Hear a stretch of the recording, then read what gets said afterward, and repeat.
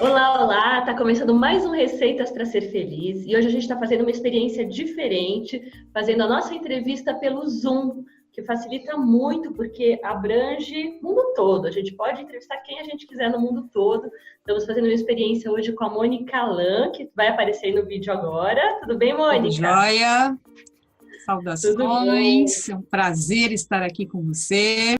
E vou te apresentar. A Mônica Lan é uma facilitadora experiente há muitos anos. Ela escreveu o livro Descole e Decole, criou um jogo de autoconhecimento em cima desse livro também, que é muito legal. E ela está lançando um grupo de transformação chamado Transição em Conexão. E esse grupo vai ter foco nos relacionamentos afetivos. Gente, vamos ser sinceros, todo mundo precisa trabalhar isso. Relacionamentos afetivos é um assunto que se fala pouco, relativamente pouco, e que influencia na vida de todo mundo, né? Às vezes a gente está num relacionamento que está arrastando por muitos anos, não está feliz, ou de repente quer acabar um relacionamento e não sabe como, tem medo de ficar sozinho. Quando a gente é realmente honesto com a gente, tem uma série de coisas que entram nesse jogo. Então, hoje com a Mônica, o foco da nossa conversa vai ser relacionamentos afetivos. Mônica, vamos começar então. Quais são as principais questões que você vê que existem quando se está num relacionamento insatisfatório ou quando acontece o fim de um relacionamento? Então, vamos lá.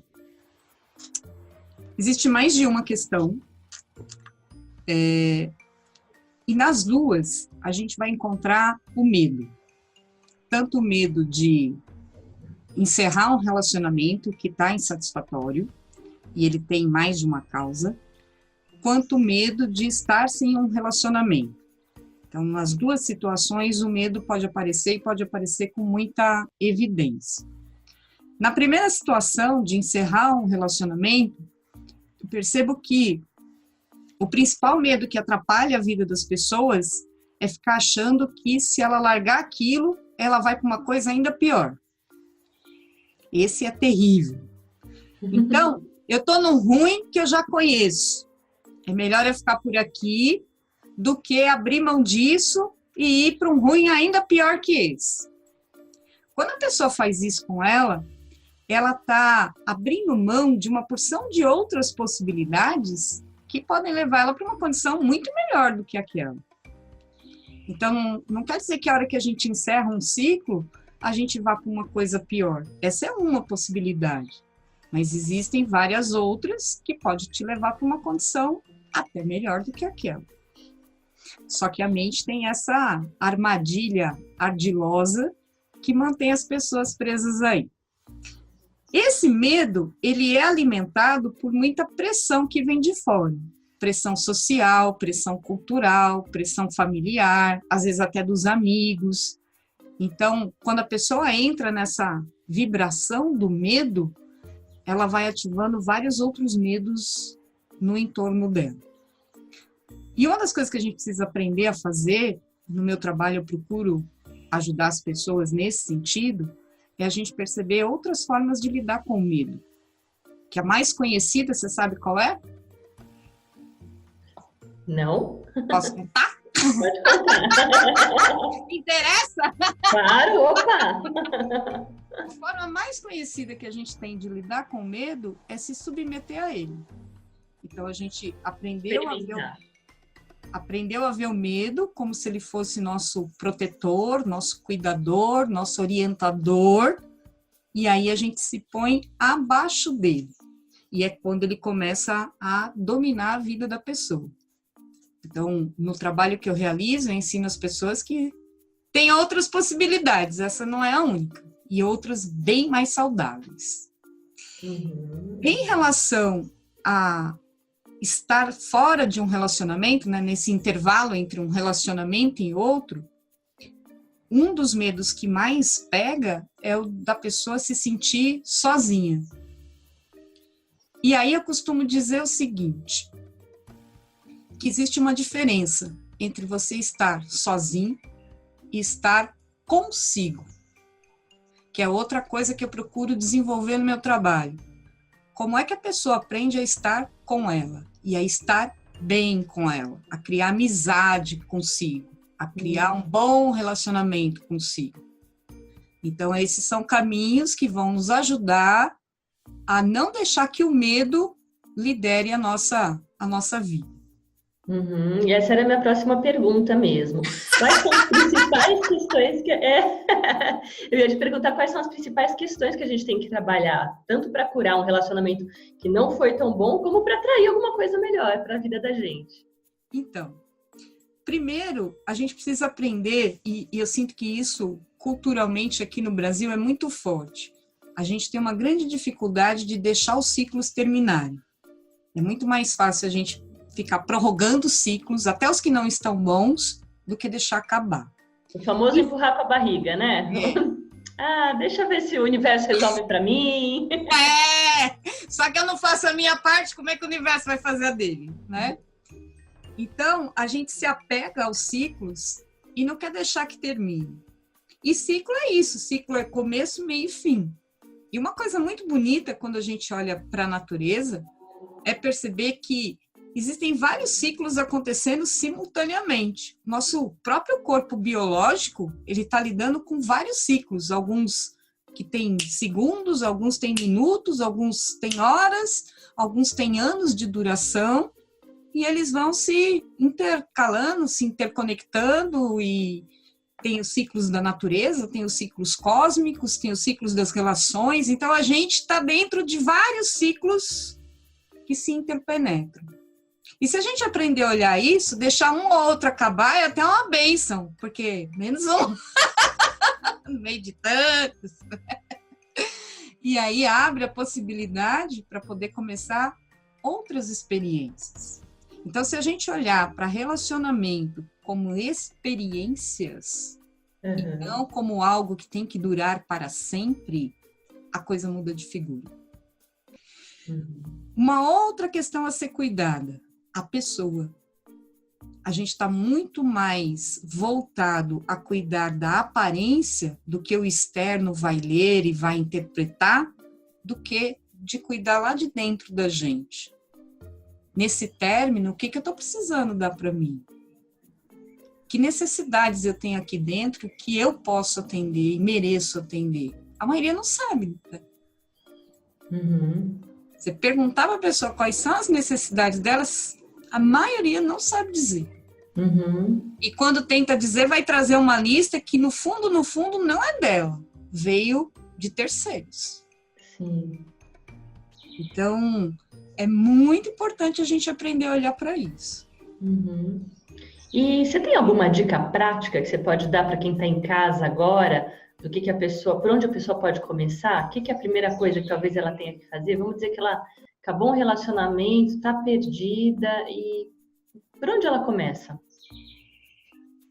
Começa mudando o olhar, porque muita gente, quando acaba um relacionamento, uma das coisas que mais dói é a pessoa sentir que ela fracassou, ou que aquele relacionamento fracassou por causa dela. Então, se a gente tirar esse olhar de fracasso... Culpa também, né? Isso, porque uma coisa está ligada com a outra.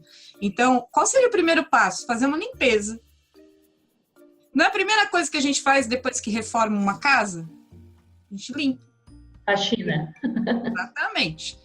E limpeza em termos de energia. Então, isso é um exercício que eu gosto de trazer bastante para as pessoas, assim...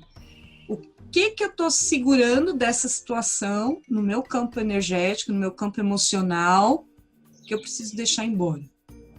E às vezes com um suspiro, a gente pode deixar aí um monte de coisa embora. Colocando intenção, né? Principalmente aquilo que é mórbido, aquilo que dói, aquilo que machuca. Esse é outro costume muito terrível da nossa sociedade. Por quê? A gente aprendeu a guardar dores, a guardar mágoas, a guardar rancores, para se proteger. Essa que é a armadilha. A gente guarda isso porque parece que se a gente guardar essas coisas, vai evitar que elas se repitam no futuro. Esse pensamento, ele era válido quando a gente não sabia da vibração. A hora que você começa a entender que esses sentimentos, eles têm vibração, e que se você tiver um monte deles vibrando, eles vão afetar seu campo e vão atrair mais coisas que estão na mesma frequência, e que a gente aprende que limpar é a melhor coisa. Porque se eu tiver um monte de lixo dentro de mim, eu vou atrair mais lixo para minha vida. Uhum.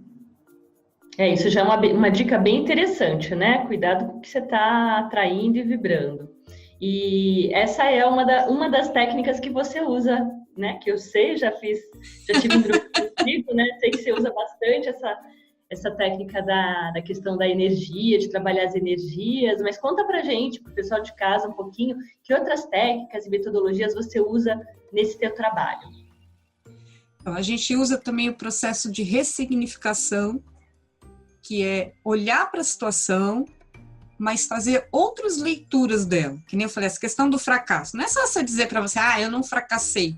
Mas se você estiver fazendo uma leitura de culpa e de fracasso, é isso que você vai sentir. Então, de que outras formas eu posso olhar e interpretar essa situação? A gente usa muito o poder da imaginação orientada. Tem 2 tipos de imaginação. Tem essa que fica à deriva, que vai para qualquer lugar, que cria cenários horrorosos e a gente vai mergulhando neles. Mas você pode pegar a sua imaginação e criar cenários melhores. Então, até para fazer a limpeza, para fazer harmonização, para fazer purificação, eu uso muito o poder da imaginação. Porque isso a gente tem desde criança, tá aí. Só que é um poder que foi negado, foi tolhido, foi reprimido e não foi orientado. Então, a gente orienta a nossa imaginação para se colocar num estado mais saudável, mais harmonizador, mais feliz, para daí pensar em ter outro relacionamento, que aí tem outra armadilha, né? O pessoal, cada um, aí já fica naquela ansiedade de ter que encontrar alguém, porque se eu não tiver alguém, eu sou uma pessoa incompleta, deficiente, sei lá o que mais estão colocando. Então, tudo isso precisa e pode ser ressignificado. Você falou uma coisa interessante, eu acho que tem um tempo para a gente integrar as lições também, né? Senão você acha que está atraindo outra pessoa diferente, quando você for ver bem direitinho, é a mesma coisa, né? Como você não aprendeu na lição anterior, vem a mesma coisa disfarçada. Né? Reforço, aula de reforço. Com certeza. Com certeza. E me conta uma coisa, esse teu trabalho que você está lançando agora, né, vai ser em novembro, ele é um trabalho, novembro de 2018, estamos na internet e o pessoal pode estar assistindo isso em qualquer ano. Então, Verdade. 2018. Mas ele é um trabalho feito em grupo, que tem, né, tem o lado de você se expor em grupo e tem o lado que você aprende em grupo. Por que você escolheu fazer esse trabalho em grupo? Quais são como é que é o ganho de fazer em grupo? Aí, além de ser em grupo, vai ser numa sala como essa, né? Então, tem 2 diferenciais aí. A vantagem de ser um trabalho em grupo é que o grupo tem 2 características muito importantes. Primeiro, quando a gente abrir para as pessoas falarem um pouco sobre elas, não vai ser o tempo todo, mas vai ter alguns momentos em que isso vai acontecer, a gente começa a ouvir histórias, aí você começa a olhar para a sua história e fala, nossa, a minha nem é tão terrível assim. Até que eu estou muito bem.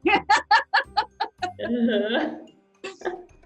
E, ao mesmo tempo, quando a gente faz alguns exercícios em grupo, eles são potencializados. Então, se a gente vai fazer uma limpeza, a pessoa fazer com ela sozinha é um resultado.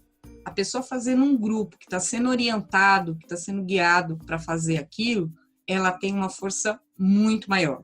Então, talvez algumas coisas que sozinha a pessoa não conseguisse liberar, com a potência do grupo, ela libera.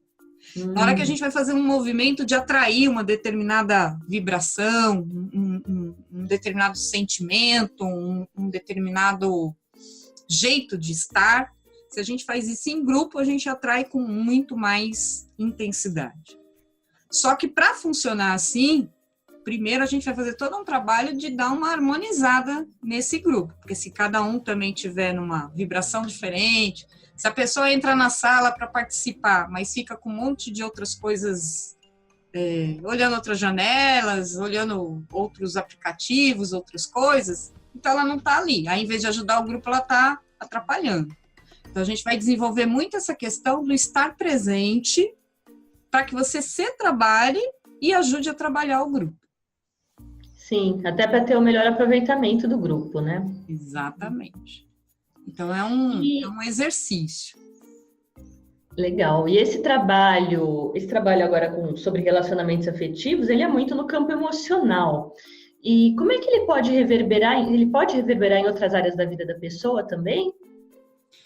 Então, eu até quis chamar de relacionamento afetivo, em vez de chamar esse trabalho de relacionamento amoroso, que é o mais comum da gente ouvir, porque afeto é algo que, se a gente olhar no nosso entorno, a gente vai ver que a maioria das pessoas está carente disso.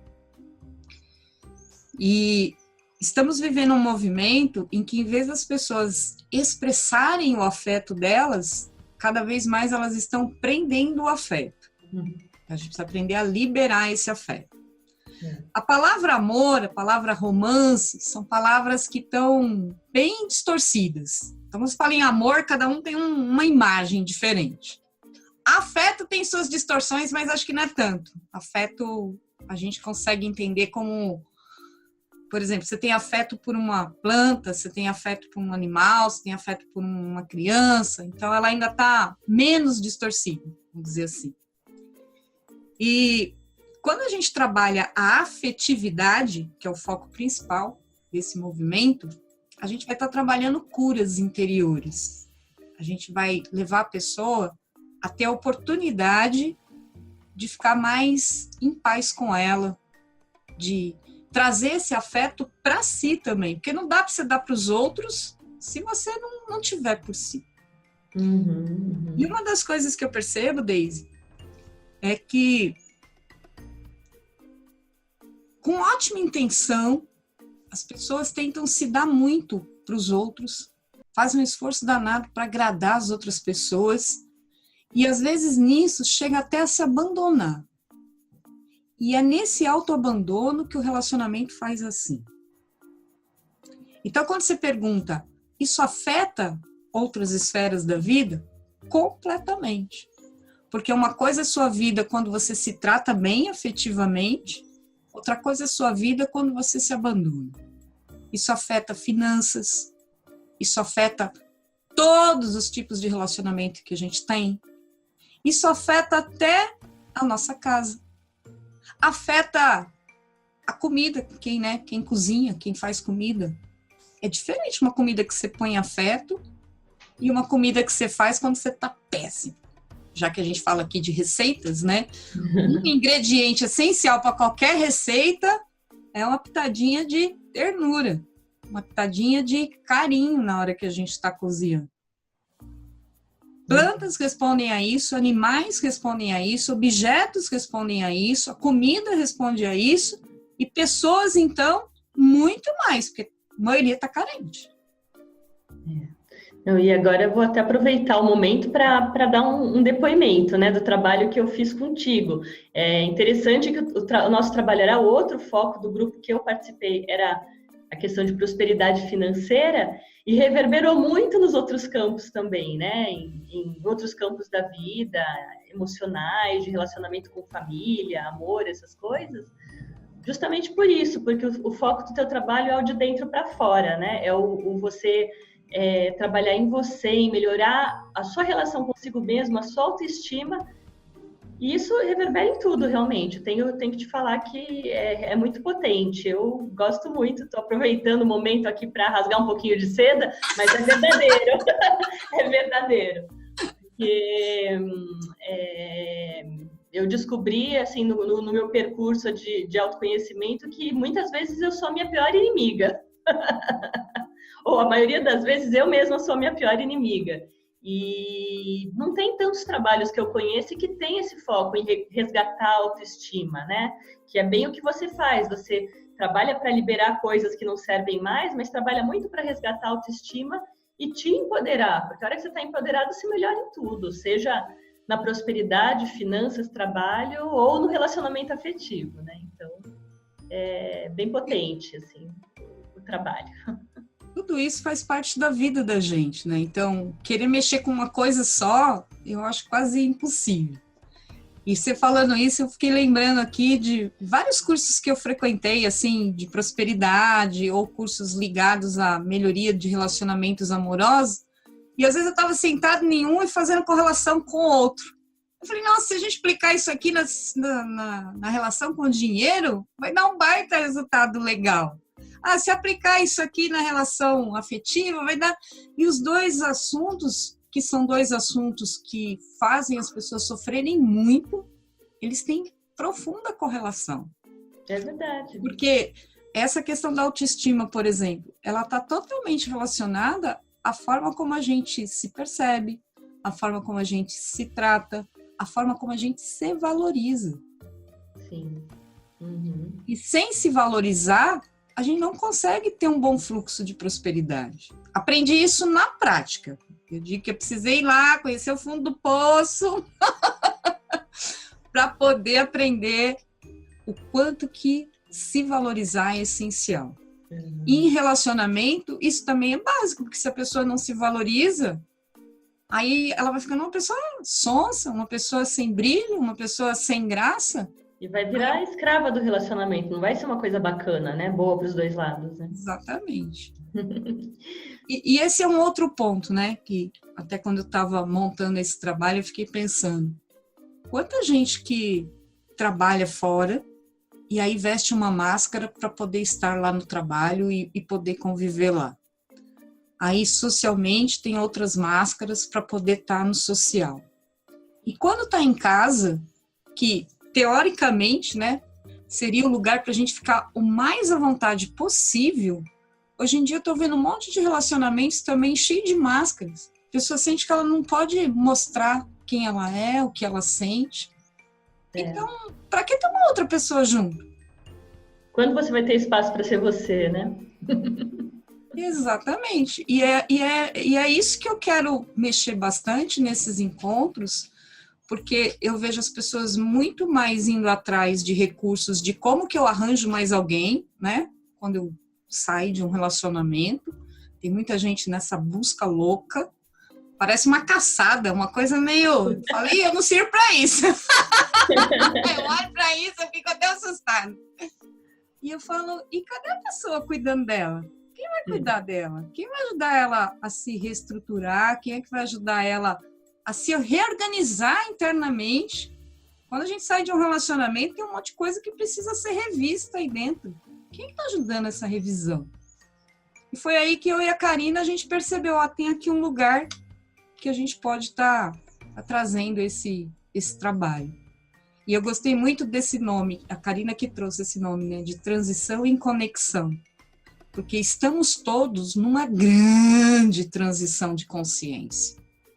E a gente pode fazer isso meio à deriva, desconectado, ou pode fazer isso estando em conexão com pessoas que estão na mesma frequência, que também estão querendo essa coisa boa, que também estão querendo fazer isso com mais leveza, com mais propriedade.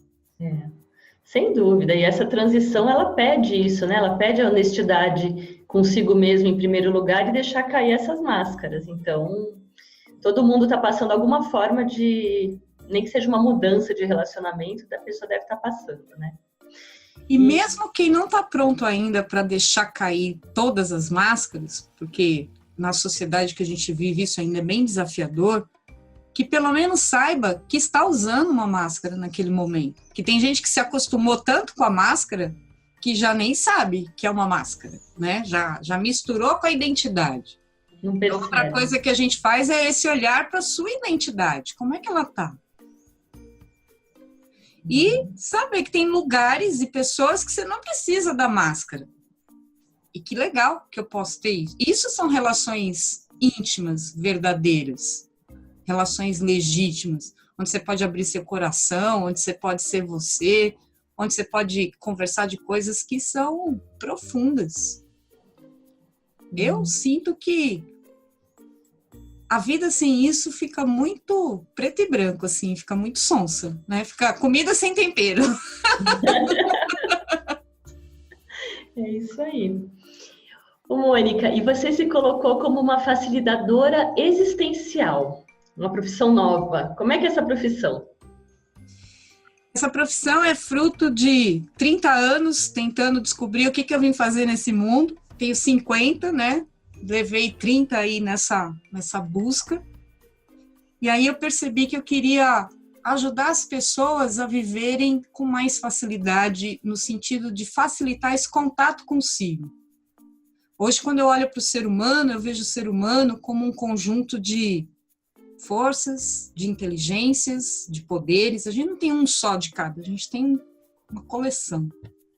E sem saber que tem, sem saber que pode usar, sem saber como usar. Aí eu falei, poxa, a vida me ensinou tanto. Eu posso levar isso para as pessoas. Então, facilitador existencial é nesse sentido. Como é que a sua existência pode se tornar mais gostosa, mais fácil, mais harmoniosa? Como é que você pode fazer escolhas na sua vida que levem você a ficar mais perto de si mesmo? Criar amizade com a gente. Você já ouviu alguém te convidar a ser amiga de si mesma?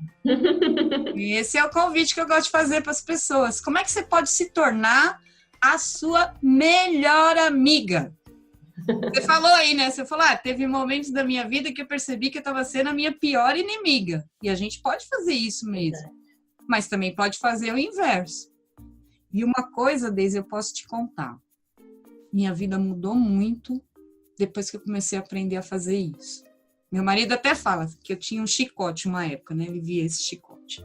Então eu digo que eu quebrei o chicote, porque quem mais apanhava com ele era eu.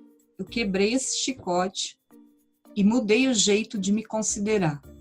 E ao mexer com a autoconsideração, minha vida tem mudado para melhor.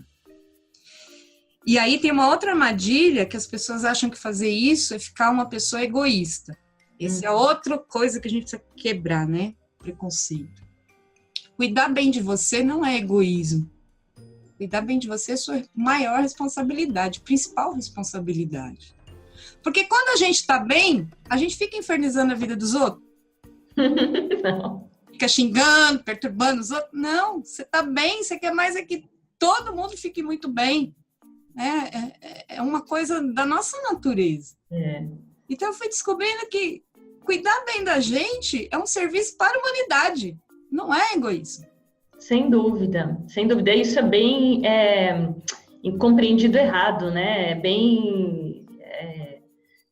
Vamos dizer assim, espalha-se que você tem que estar sempre mais preocupado com o outro, olhando para o outro, e tá errado, porque se você não cuidar de você primeiro, você não vai cuidar de ninguém, né? Você vai atrapalhar o outro, na verdade, né? Não sobra energia, não sobra vontade, não sobra motivação, porque a gente fica tão acabado. Um exemplo que eu gosto de dar é que a pessoa se imagine acordando todo dia bem cedo, indo limpar a casa de todos os vizinhos.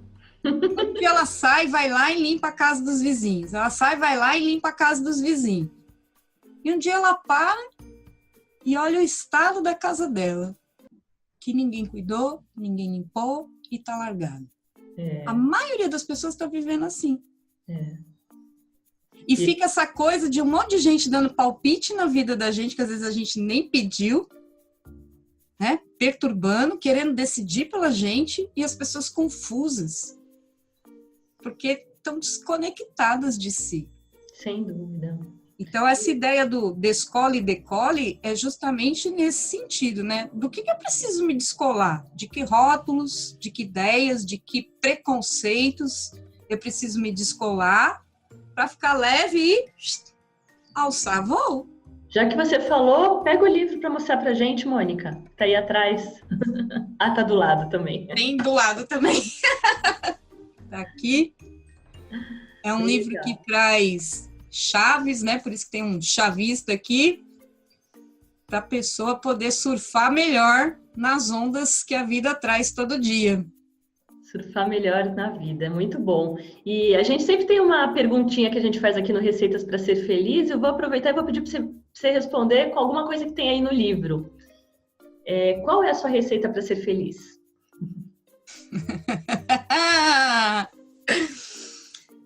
Eu acho que eu não vou responder com uma coisa que tem no livro. Fica à vontade, então. Com algo que eu falei aqui.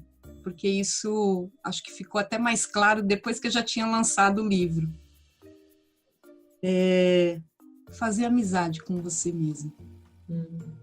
Porque eu considero a amizade a forma mais profunda e livre de amor. Porque é um amor que não vem por laços, não vem por obrigação social, né? Ou laços consanguíneos. É um amor que flui com naturalidade. Você é amigo porque você gosta da pessoa, e enquanto você gosta, o dia que você não gostar mais também, que você quiser acabar a amizade, você pode. Então, e a amizade verdadeira, ela transcende essa vida, ela transcende tempo, transcende espaço, né? Quanta gente que às vezes a gente não vê há um tempão e quando encontra aquela amizade está ali fresquinha, gostosa, viva. Então, como é que é cultivar isso consigo? E todos temos essa capacidade, todos. E é tão gratificante. Antes de conhecer você, se me perguntassem qual é a receita para ser feliz, eu ia falar, não tem receita, né? Felicidade é uma coisa, é uma construção interior. Mas eu sinto que você tem essa habilidade de trazer esse toque para as pessoas, né? Então, que cada um crie sua própria receita. E aí eu prefiro, em vez de deixar a receita, deixar o ingrediente. Inclua na sua receita a amizade com você. Muito bom, muito legal. E aproveita agora para fechar e conta pra gente um pouquinho do grupo que está começando agora em novembro de 2018. E é esse grupo é um grupo de transformação, né? De você se transformar e se preparar para uma vida afetiva mais gostosa. Conta pra gente um pouquinho.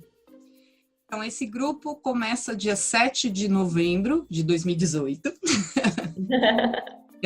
A gente vai ter parte dos encontros que vão ser via Zoom, então uma vez por mês, via Zoom. Zoom é essa sala aqui que estamos, né? E até legal falar que não tem mistério nenhum, para quem nunca usou, é só você recebe um número, baixa um programa, ou nem precisa baixar, pode ser online e entra, é só isso, né? Com esse código a pessoa acessa.